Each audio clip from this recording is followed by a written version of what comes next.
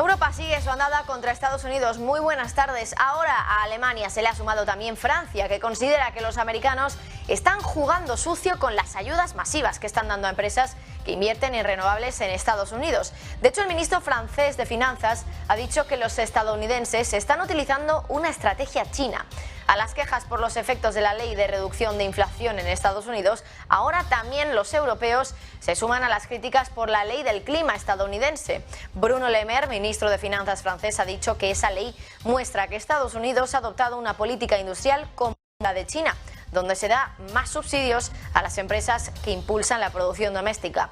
Esa ley que critica Le Maire ofrece miles de millones en incentivos a las empresas de energías renovables y ha provocado la preocupación en Europa por el impacto que podría tener sobre su industria, por ejemplo, con la amenaza de perder inversiones en el viejo continente, en un momento en el que las energías renovables son una de las alternativas que tiene Europa a la falta de combustibles rusos. Por eso Le Maire ha llegado a decir que estamos ante una nueva globalización con enormes ayudas estatales hacia productos domésticos, como ya ha hecho China y está empezando a hacer Estados Unidos, dice Le Maire, delante de sus propios ojos.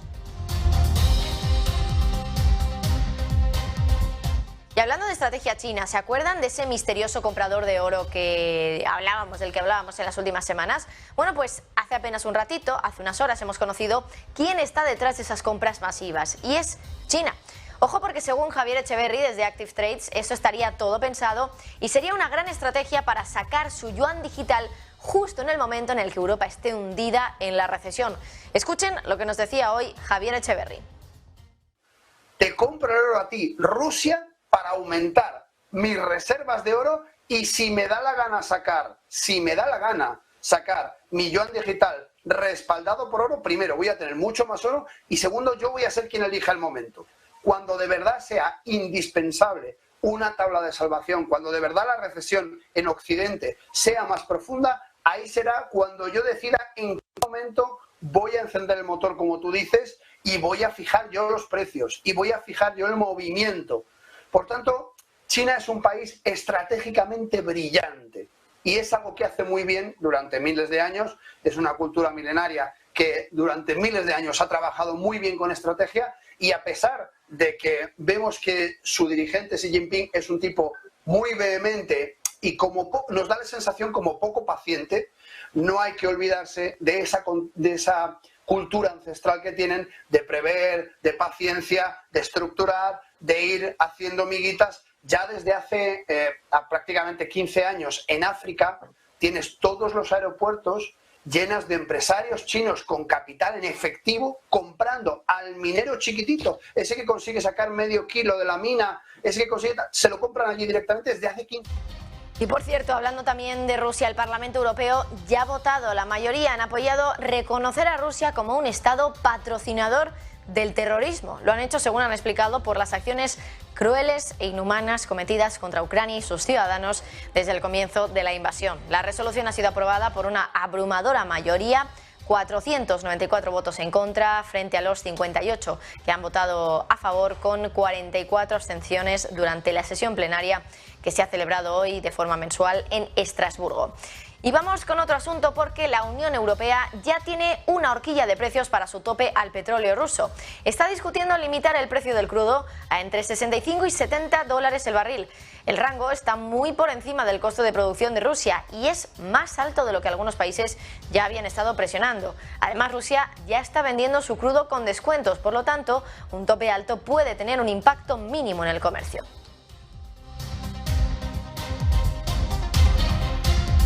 Hoy, por ejemplo, Lorenzo Ramírez, periodista económico, nos explicaba aquí en Negocios Televisión algunas de las consecuencias de ese tope al petróleo ruso. Y es que el experto nos contaba cómo ya ha emergido un mercado negro del petróleo, lo que en la práctica implica que los consumidores van a acabar pagando el precio de mercado del crudo y no el precio topado por los gobiernos. Fantasmas que están siendo comprados no solo por Rusia, no solo por aliados de Rusia, están siendo comprados también por Estados Unidos. Comentábamos hace unas semanas el caso de la refinería en Sicilia. Hay un mercado negro de petróleo que está creciendo tanto que si tú intervienes un precio, en Venezuela lo saben, en muchos países lo saben, crean mercados negros. Y se está creando un gran mercado negro del petróleo, igual que hay un gran mercado negro del oro, que no sabíamos quién lo estaba comprando. Bueno, sí lo sabíamos, no eran los chinos, ¿no? Tú, cada vez que intervienes un mercado, vas a generar esas distorsiones. Al final el productor venderá al precio al que tenga que venderlo, con independencia de lo que digan los políticos. Por eso yo sigo pensando que esto es un debate estéril y se va a ir jugando con las cifras, como bien dices tú, hasta que llegue un momento en el que esa intervención sea casi tan mínima que solo tenga efectos de maquillaje y que poco afecten al bolsillo del ciudadano, que va a seguir pagando como consumidor, como contribuyente y como súbdito, ¿no?, de los políticos.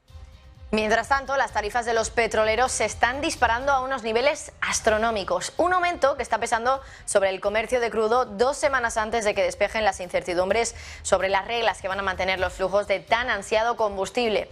Según Bloomberg, el lunes las ganancias en la ruta de comercio de petróleo crudo clave de referencia alcanzaron $100.000 al día, la tasa de petroleros de crudo más alta desde principios de 2020. Más detalles, Eva Villanueva.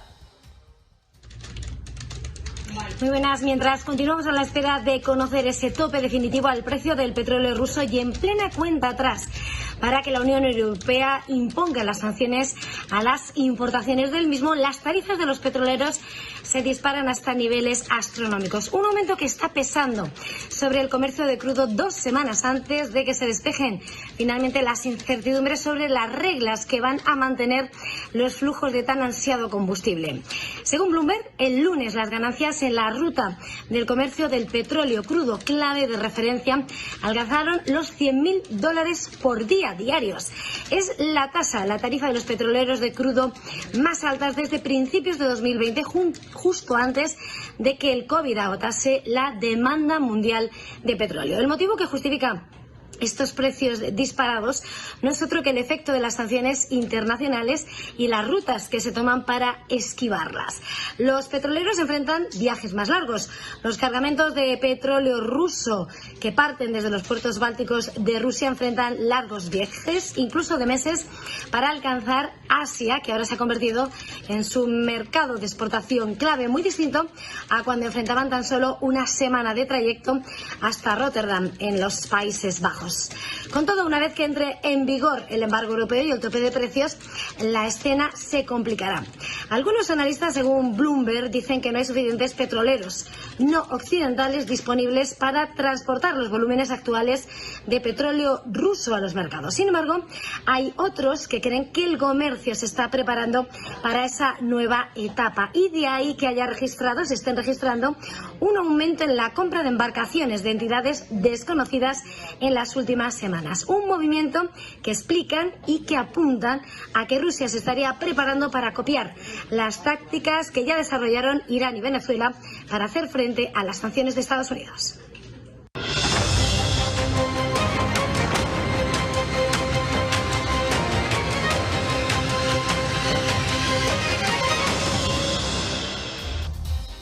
¿Recuerdan que ayer Gazprom dijo que iba a reducir los envíos de gas a Europa a través de Ucrania? El motivo que dieron los rusos es que Ucrania estaba robando la parte de ese gas que va con destino a Moldavia.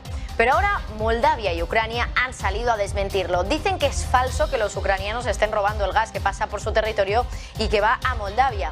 Naftogaz, la energética ucraniana, ha dicho que eso no es cierto. Y el ministro moldavo de Infraestructura ha asegurado que Gazprom está acusando de cosas falsas. De hecho, el ministro ha aclarado que todo el gas contratado termina en Moldavia y que los volúmenes que se quedan en Ucrania son sus ahorros y sus reservas, que están allí depositados. Empiezan a emerger ya las consecuencias que va a tener el tope de precios del petróleo ruso que prepara el G7 y ahora un ejecutivo del sector en Europa ha dicho que ese tope va a desviar el comercio hacia las empresas más pequeñas. Lo ha dicho el consejero delegado del operador neerlandés de energía y materias primas Vitol y dice que las empresas más grandes, como los bancos occidentales y las compañías de seguros, no van a participar en las operaciones a menos que esté absolutamente claro que el precio del contrato está por debajo del tope de los precios. Por tanto, cree que el reto de redirigir el petróleo ruso sobrante que suele ir a Europa va a estar en manos de empresas más pequeñas que no operan en los países del G7.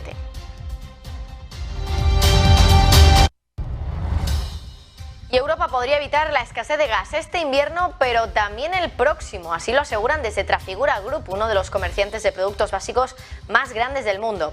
Todo gracias al clima templado que ha disfrutado el continente en las últimas semanas. Creen que es probable que los inventarios de gas de Europa se agoten en aproximadamente 2/3 este invierno, siempre que haya un clima regular y los flujos rusos continúen a través de Ucrania.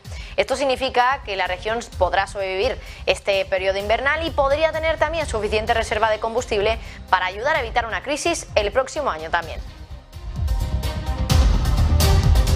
Y por cierto, Endesa ha anunciado un profit warning por el impuesto a las energéticas que plantea el gobierno. La compañía espera que en 2025 su beneficio sea un 9% inferior a los niveles estimados para 2022 por el nuevo impuesto a las energéticas que le va a afectar en 2023 y 2024. Esto es que espera ganar entre 2.000 y 2.100 millones para el año 2025. Hoy la empresa ha publicado esta revisión de su plan estratégico para el periodo 2023-2025 y mantiene aún así la intención de que el dividendo ordinario que reparta en los ejercicios 2023, 24 y 25 sea igual al 70% del beneficio ordinario neto.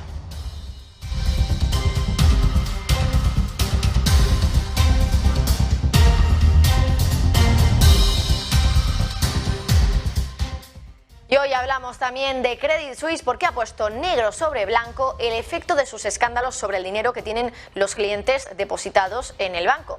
¿Ha habido una fuga de capitales? Bueno, pues lo cierto es que la entidad suiza ha reconocido en las últimas horas que a cierre del 11 de noviembre se había registrado una salida del 6% de los activos bajo gestión del banco respecto a finales del tercer trimestre. Esos son millones y millones de euros. La cuestión es cuántos, ¿no? Bueno, pues concretamente, según cálculos de Bloomberg, serían 88.000 millones de euros que se han retirado del banco, los han retirado los clientes de Credit Suisse. Eso solo en las primeras semanas de este trimestre, 88.000 millones. Si nos vamos al negocio de gestión de patrimonios, la fuga es casi del doble. Aquí se ha retirado concretamente el 10% de los activos. Pero eso no es todo, y es que hoy Credit Suisse también ha lanzado lo que se conoce como un profit warning. El banco ha advertido de que en este cuarto trimestre espera perder ni más ni menos que 1.500 millones de francos suizos.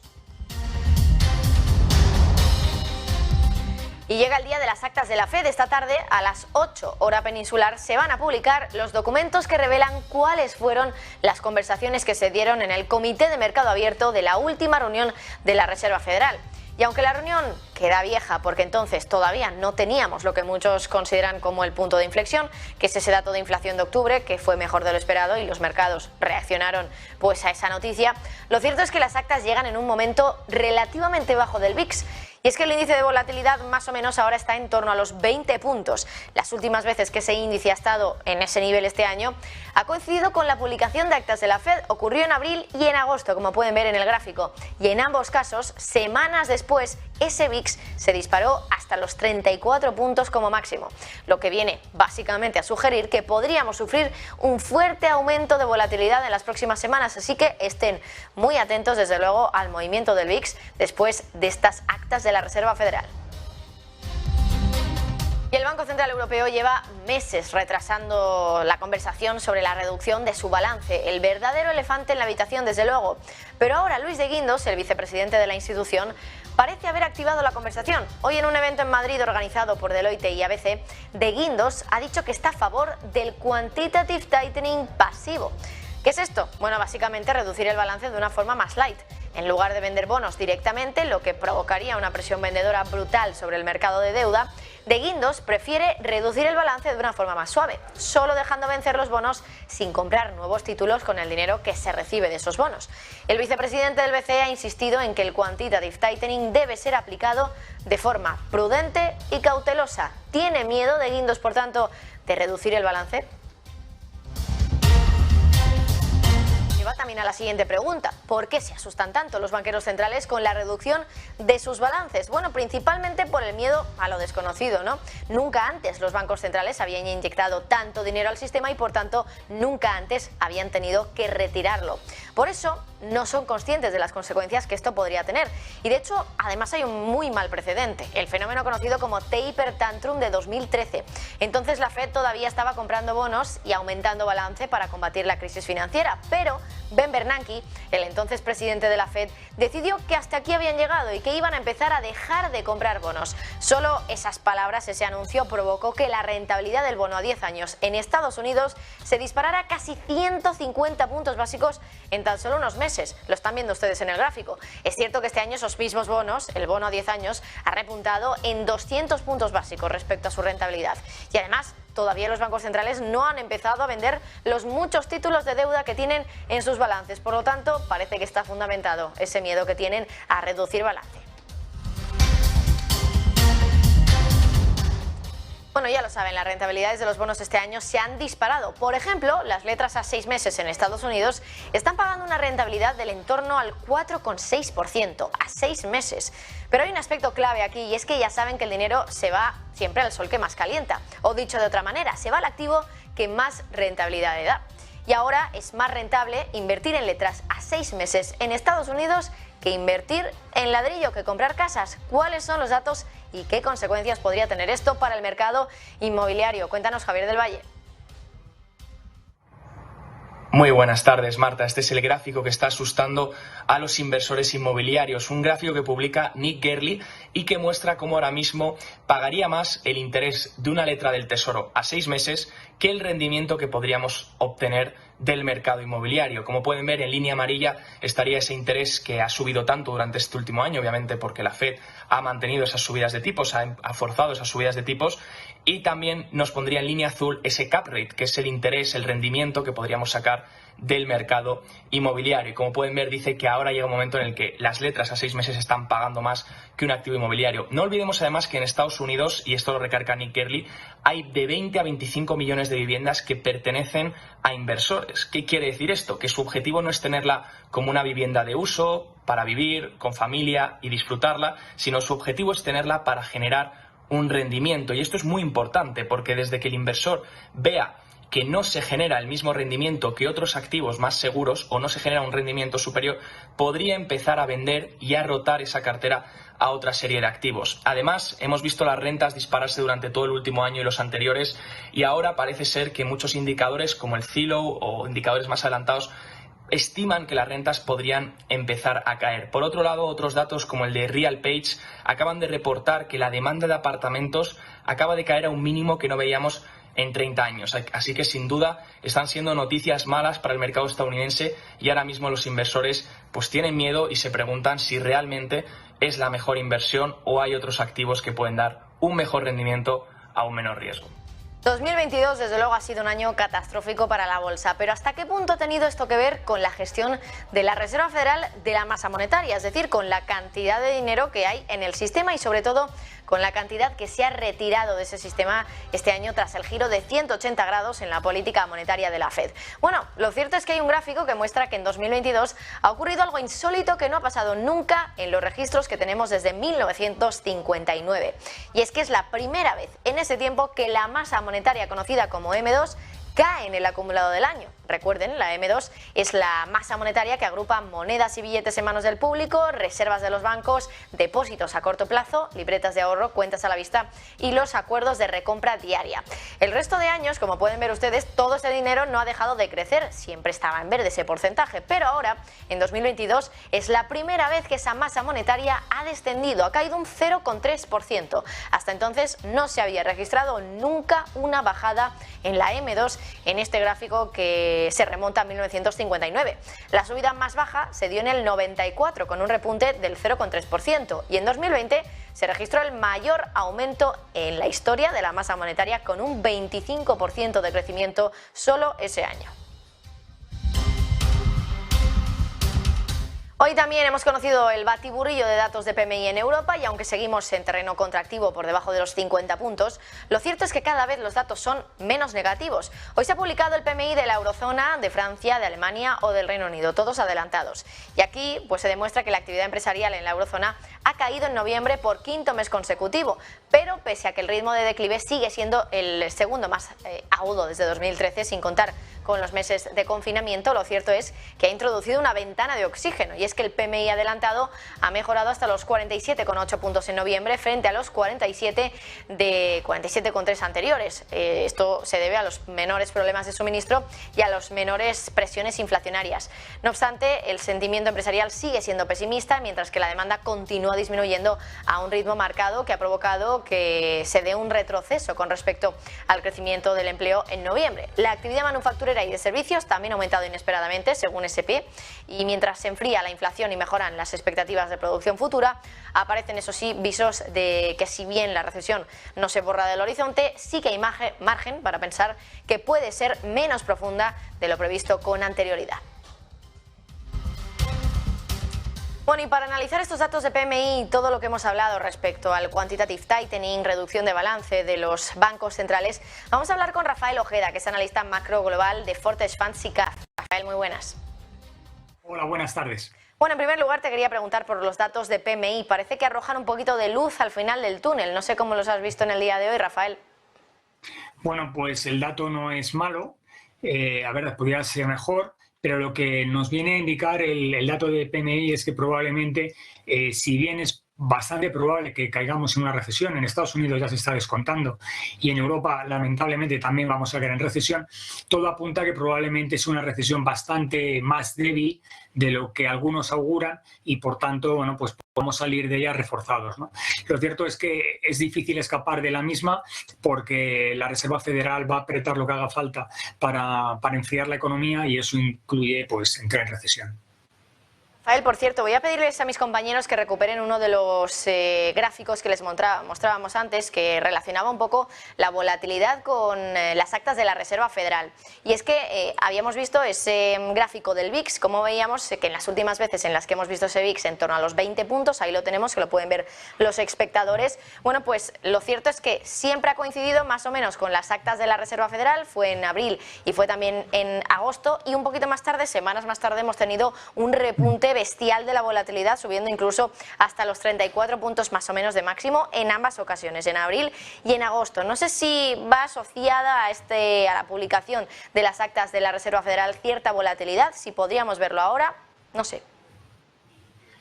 Pues yo creo que sí, es decir, yo pienso que la volatilidad baja justo antes del acta de la Reserva Federal, porque el mercado está un poco expectante a ver qué decisión es la que toma, y en el momento que se publican las actas de la Reserva Federal, y sobre todo con los comentarios que puede hacer Jerome Powell, pues en ese momento pues la volatilidad se dispara. Así ha sucedido en los dos últimos trimestres y yo auguro que probablemente vuelva a suceder lo mismo, porque no se trata solamente de las actas, sino de los comentarios a las mismas y cómo el mercado las interpreta. Por tanto, como tú bien indicas, probablemente en las próximas semanas se vuelva a disparar la volatilidad. Bueno, y luego por otro lado también hablábamos de las palabras que ha pronunciado hoy de Guindos, que ha estado por cierto aquí en un evento en Madrid. Ha hablado de la reducción de balance y ha dicho que él pues sería más partidario de hacerlo de una manera suave, de una manera pasiva incluso ha hablado.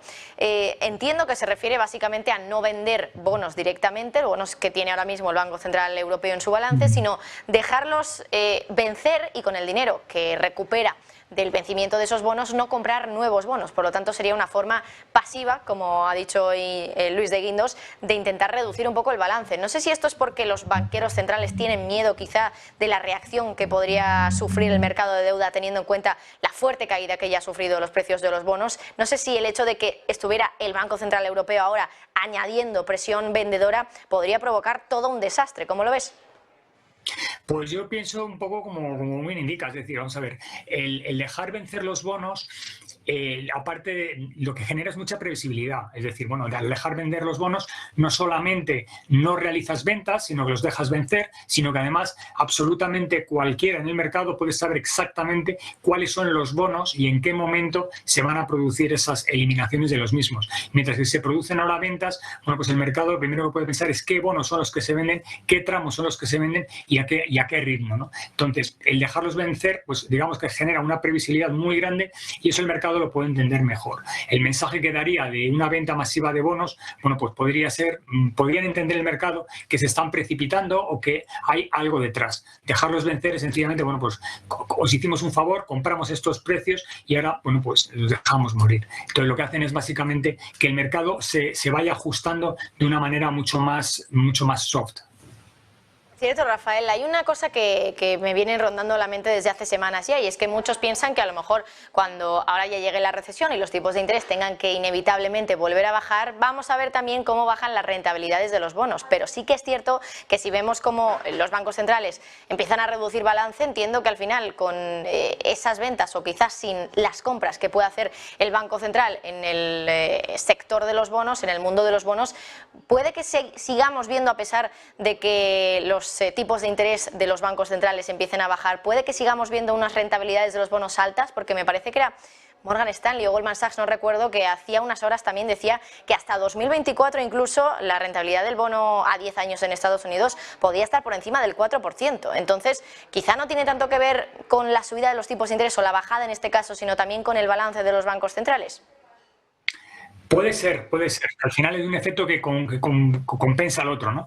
Pero de todas maneras también tiene mucho que ver con las últimas declaraciones de Bullard, que dice que probablemente nos encontremos en un escenario en que probablemente la Reserva Federal tenga subir los tipos muy por encima del 5%, incluso a niveles del 6 y del 7%, para poder doblegar la curva y que finalmente pues la inflación vaya cayendo. Entonces, al final de lo que se trata es de batir la inflación, se trata de bajarla. Entonces, probablemente, bueno, pues efectivamente puedan bajarlo, pero la masa monetaria que pueda haber o las actuaciones que pueden hacer los bancos centrales con la venta o no venta de bonos, pues pueden distorsionar el mercado. Y lo cierto es que lo pueden distorsionar. Por eso la gestión activa ahora mismo en renta fija es muy importante. Hay tramos que son más interesantes que otros, como la renta, por ejemplo, las letras a 6 meses en Estados Unidos, que ahora mismo hay una rentabilidad extraordinaria, y sin embargo los tramos largos no están dando la rentabilidad que se justifique por ese riesgo que supone una mayor duración.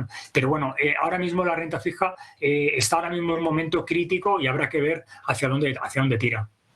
Bueno, lo comentábamos justo antes también, que 2022 en los registros que hay desde el año 1959 ha sido el primer año donde la masa monetaria ha caído. Es decir, hace muchísimas décadas que no estamos viendo una caída en la masa monetaria. Por lo tanto, entiendo que eso también va a tener, desde luego, efectos que a lo mejor ni siquiera podemos imaginar en el mercado de bonos y en los mercados en general.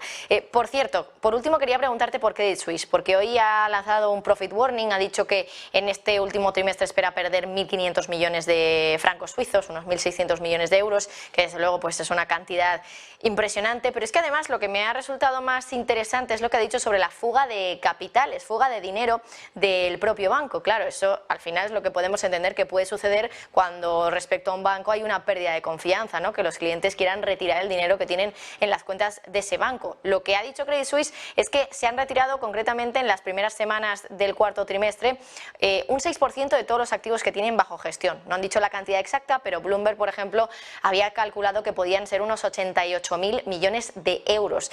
¿Cómo ves que haya tanto dinero que se haya retirado de las cuentas de Credit Suisse y cómo podría impactar esto a las cuentas ya de cara un poquito más al futuro, o a las cuentas que nos va a presentar en el cuarto trimestre de este año? Hombre, pues el efecto es devastador, porque ya no es que se hayan perdido 88.000 millones, según Bloomberg, sino que obviamente la fuga de capitales no ha acabado ahí. Probablemente sigan perdiendo más depósitos, ¿no?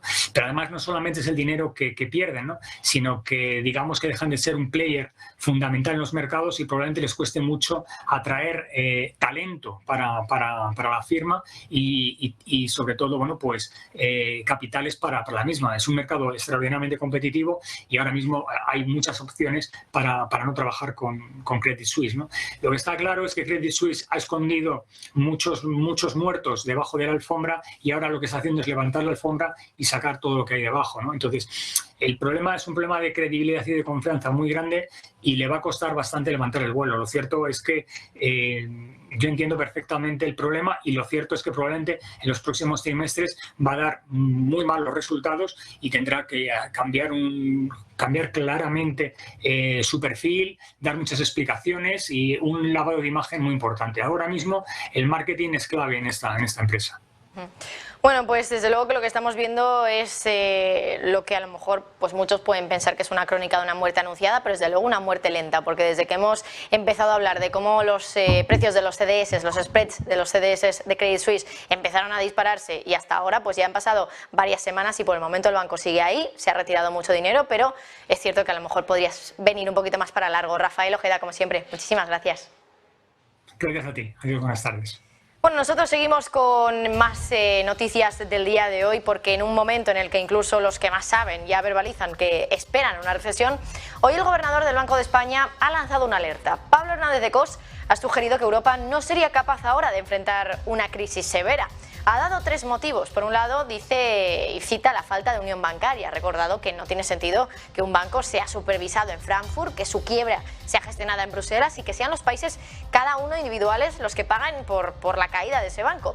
También ha citado la falta de un mercado de capitales suficientemente maduro y ha lamentado que en Europa sigamos recurriendo a los bancos para financiarnos. Y por último, también ha hablado del sistema fiscal de los gobiernos. Ha lamentado que los ejecutivos no cuenten con un incentivo para crear un colchón de capital en épocas de bonanza económica para luego utilizar cuando las cosas vienen mal dadas, desde luego. Vamos a escuchar lo que decía hoy de Cos.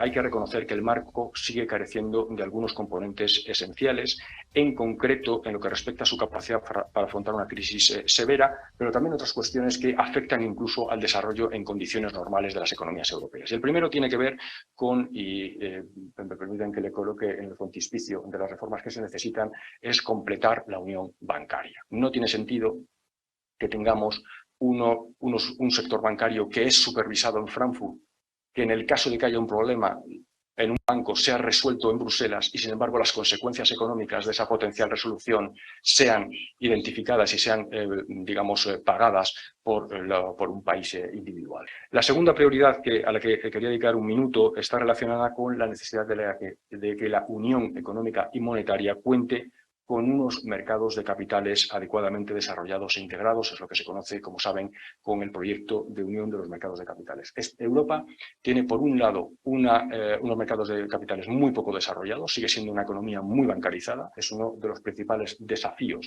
Las economías, la incapacidad que ha tenido el Pacto de Estabilidad, las reglas fiscales, tanto europeas como nacionales, para, generar los incentivos para que los gobiernos aumenten los colchones fiscales en las épocas de bonanza económica para que puedan ser utilizados en las épocas de recesión, es quizá uno de los principales elementos que habría que corregir.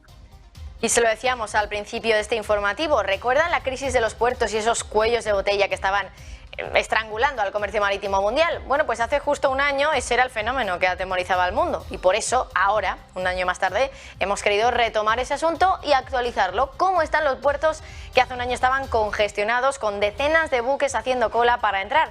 Bueno, pues fíjense en lo que tuiteaba hoy el CEO de FreightWaves, la firma de investigación de la cadena de suministro global. Decía que ahora mismo en la costa sur de California no hay ni un solo barco haciendo cola para descargar en los puertos. Sin embargo, hace unos meses, en enero, había más de un centenar, como dice. Y hay un gráfico un poquito más antiguo, de octubre, que muestra la diferencia entre el número de buques contenedores a la espera en los puertos de Long Beach y de Los Ángeles. Fíjense la diferencia que hay en este 2022, que es la raya roja, y 2021, que es la raya azul.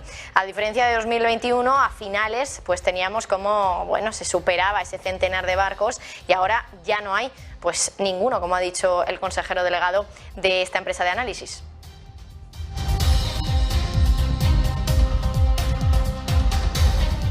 No es que haya menos barcos esperando en la cola, sino que además los precios de los fletes también se han hundido. Miren este gráfico también de la firma de análisis marítimo Drewry. La línea naranja, que representa los precios de un contenedor de 40 pies en la ruta de entre Shanghái y Los Ángeles, se ha desplomado un 76% desde hace justo un año. Pero no es algo exclusivo de esta ruta. Todas las otras rutas registradas aquí se han desplomado en los últimos 12 meses. Ahora el contenedor que viaja desde Shanghái hasta Los Ángeles vale $2.130, unos niveles bueno, bastante más normales que los que hemos visto en los últimos meses, cuando incluso llegaron a superar los $10.000 el contenedor.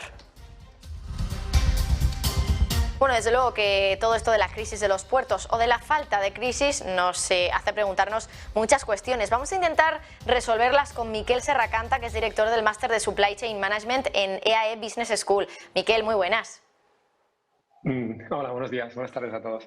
Bueno, en primer lugar quería preguntarte, Miquel, si ya podemos decir adiós a la crisis de los puertos, si ya podemos confirmar que efectivamente ya se ha terminado, porque estábamos comentando una de las declaraciones del consejero delegado de una firma de análisis que decía que ahora mismo en el sur de California no hay ningún barco haciendo cola en los puertos para descargar en esos puertos. No sé cómo ves la situación, si consideras que ya podemos decir, confirmar que ya no hay crisis en los puertos.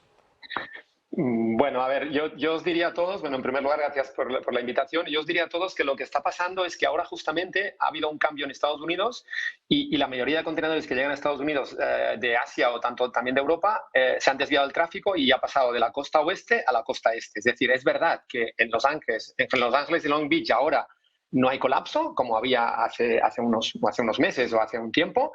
Pero ahora donde se está generando el colapso es en Nueva York, porque Nueva York se ha convertido ahora mismo en el principal puerto de entrada en Estados Unidos. A ver, no quiero alarmar a nadie, no quiero decir que ahora haya unos problemas graves en Nueva York, pero es verdad que Nueva York lleva 3 meses consecutivos siendo el número 1, el puerto de entrada número 1 en Estados Unidos, por encima de Los Ángeles Long Beach. ¿Vale? ¿Por qué ha sido esto? Porque Los Ángeles Long Beach ha caído mucho el volumen. Pensamos que están en volumen por debajo del 2009. O sea, hace 13 años que Los Ángeles Long Beach no tenía un volumen tan corto. Y a mí las razones que le explico a esto, y como digo, no quiero dar un mensaje alarmista, pero es que si no, lo que ha pasado es que ante los problemas que había para descargar en Los Ángeles Long Beach y estas colas que decías que había, los cargadores y las empresas han cambiado el destino y han dicho, vale, pues en lugar de entregar en la costa oeste, entregamos en costa este, Estados Unidos, y cruzamos las mercancías que necesitemos vía camión. Con lo cual, no es que no haya problemas en Los Ángeles Long Beach, que es verdad que no hay, se pueden haber trasladado a otros puertos y sería una circunstancia pues coyuntural de que las compañías al final se adaptan para evitar los sitios con problemas. Claro, si estamos viendo que hay descongestión en Los Ángeles, sí que la hay en Nueva York. La cuestión es cuándo se va a estabilizar un poco, entiendo, ¿no? Cuando ya todo esto pues pase un poco. Lo cierto es que, Miquel, sí que estamos viendo también respecto a los precios de los fletes que también han caído bastante. Lo veíamos en un gráfico antes, la ruta que citábamos era la de Shanghái hasta Los Ángeles, que había caído un 76%, pero me parece, a ver si nuestros compañeros nos pueden volver a poner ese gráfico, que también estaba la ruta hasta Nueva York, que es esa línea verde que pueden ver ustedes. Antes, el año pasado, hace justo un año, estaba en torno a los $14.000 el contenedor de 40 pies y ahora más o menos está en el entorno de los 5.000. Aún así es una caída muy fuerte, desde luego. ¿Cómo se puede explicar, por tanto, Miquel, esta caída en los precios? Aquí a lo mejor también estaría una de las claves de que esa crisis de los puertos ha empezado a amainar un poco. A ver, evidentemente las supply chains a nivel global se mueven, es un balance entre demanda y oferta. Y lo que ha pasado es que al final, durante la pandemia, durante estos 2 años, como había menos barcos que venían de China, menos capacidad de contenedores y tal, los precios suben. Hay menos oferta, menos capacidad y el que quiere traer cosas de China tiene que pagar más, con lo cual se han llegado a pagar 10, 12, 14.000 dólares por contenedores para traer de China. Ahora estamos en cifras como las que comentas, tanto en Los Ángeles y Nueva York como en los puertos europeos, pero no estamos todavía, si miramos un gráfico un poco más alargado y en lugar de mirar el último año, los últimos 2, comparamos contra el 19, todavía no estamos en los precios que los contenedores tenían en el 2019. Es decir, el mercado se ha estabilizado, se ha bajado toda la subida que hemos tenido de incrementos, pero estamos en precios razonablemente, pero aún no hemos llegado a la situación inicial del 2019. Creo que no vamos a llegar a aquella situación porque las navieras han aprovechado la situación y algo de los incrementos se acaba quedando, con lo cual el precio del transporte algo habrá subido si comparamos 2022 contra el 19, con lo cual parte del incremento está aquí para quedarse. Bueno, te iba a preguntar cuándo pensabas que pudiéramos ver que esa situación empezaba a normalizarse, pero ya veo que no, que parece que se va a quedar, bueno, igual que pasa con la inflación un poco, ¿no? Al final todos estamos sufriendo los efectos y si estas compañías están viendo cómo pueden continuar con esos precios elevados, pues claro, al final también pues se puede entender. La cuestión es hasta qué punto esto está afectando a la inflación, a la subida de los precios que vemos nosotros como consumidores en nuestros bolsillos. ¿Cómo está afectando también el hecho de que haya caído esos precios de los fletes? Porque la cierto es que han caído, aunque todavía no están en esos niveles quizá más normales, como decías, Miquel, sí que es cierto que han caído bastante respecto a los máximos que teníamos hace justo un año. ¿Esto se va a ver reflejado también en la inflación, con una caída de la inflación, igual que se vio reflejado con una subida de los precios? No sé si luego, si es simétrico esto, si las subidas se ven igual, las bajadas se ven igual que las subidas. Muy buen punto. Yo siempre, los economistas hablamos de que las subidas normalmente tienen subida así en listón para arriba, como si fuera un cohete, y las bajadas, los precios caen con el efecto que se dice pluma, ¿no? Es decir, los precios no llegan nunca a caerse como antes. Lo podemos ver en la gasolina. La gasolina tuvo una subida y es verdad que ahora el petróleo no está en niveles como estaba antes, pero tú en la gasolina, cuando te vas a poner gasolina, no ha bajado al nivel que estaba anteriormente. Es decir, el consumidor dice, hombre, yo antes llegué a pagar 1,3, 1,2 y ahora sigo estando en 1,7, 1,8, pero no baja esto. ¿Cómo es que no baja donde estaba antes? Porque también este precio hay una parte del incremento que se queda. Es decir, para mí, y son cosas distintas la gasolina de los puertos y los transportes, y hay que relativizar el efecto de esto sobre la inflación, porque evidentemente también afecta muchas veces al coste de las compañías que asumen con menos margen parte del incremento que ha habido, y no todo se puede repercutir a precio. Es decir, parte del incremento que ha habido en total de tanto energía como transporte y tal se ha repercutido a los precios de consumidor final. La inflación ha subido. Yo creo que no espero, es decir, no está directamente relacionado a ambos precios y no espero que la inflación, una reducción a corto plazo, salvo que haya medidas más macroeconómicas que los expertos podrían incidir sobre ellas. Pero te diría que a corto, yo no espero que haya un impacto directo entre esta bajada de los precios de los fletes en los últimos meses con la inflación que estamos viendo. Pues desde luego que llama mucho la atención. Luego en bolsa, por ejemplo, es todo lo contrario. Las subidas se hacen poquito a poco, las caídas de golpe, ¿no? Y lo que estamos viendo es que en los precios de materias primas, que sobre todo son tan importantes, son los precios del transporte, pues es al contrario. Las subidas se hacen de una manera muy rápida y las bajadas pues muy poquito a poco. Miquel Serracanta, director del Máster de Supply Chain Management en EAE Business School. Muchísimas gracias por contarnos todos estos detalles y analizar pues cuál es la situación detrás de los gráficos, porque al final si solo nos quedamos con lo que nos dicen los gráficos, nos falta una parte muy importante de la realidad, desde luego. Miquel, gracias. Perfecto, gracias a vosotros. Un placer. Y nosotros, por último, ya vamos a analizar pues ese caos que se ha vivido en la fábrica de iPhones más grande del mundo. Hoy hemos amanecido con imágenes de hombres armados con palos rompiendo las cámaras de vigilancia de la fábrica de Zhengzhou, la ciudad de China. Eran empleados que estaban gritando «dennos nuestra paga». ¿Qué es lo que ha ocurrido y por qué es tan grave para Apple? Marta Isern.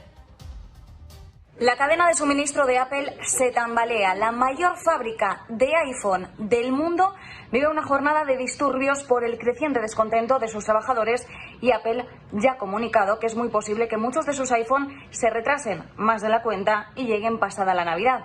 ¿Qué es lo que está pasando? Cuando hablamos de la mayor fábrica de iPhone del mundo, estamos hablando de Foxconn, que solo en su fábrica de Zhengzhou produce alrededor del 80% de todos los iPhones. Y aunque Apple ha intentado reducir su dependencia en China, el gran peso de su dispositivo estrella sigue estando allí. La fábrica de Foxconn cuenta con más de 200.000 trabajadores y en este último mes ha vivido cierres por los nuevos brotes COVID que sufre el país.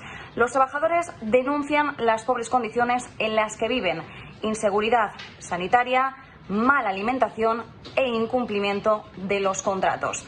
La realidad es que miles de empleados viven dentro de la fábrica de Zhengzhou y en condiciones poco saludables.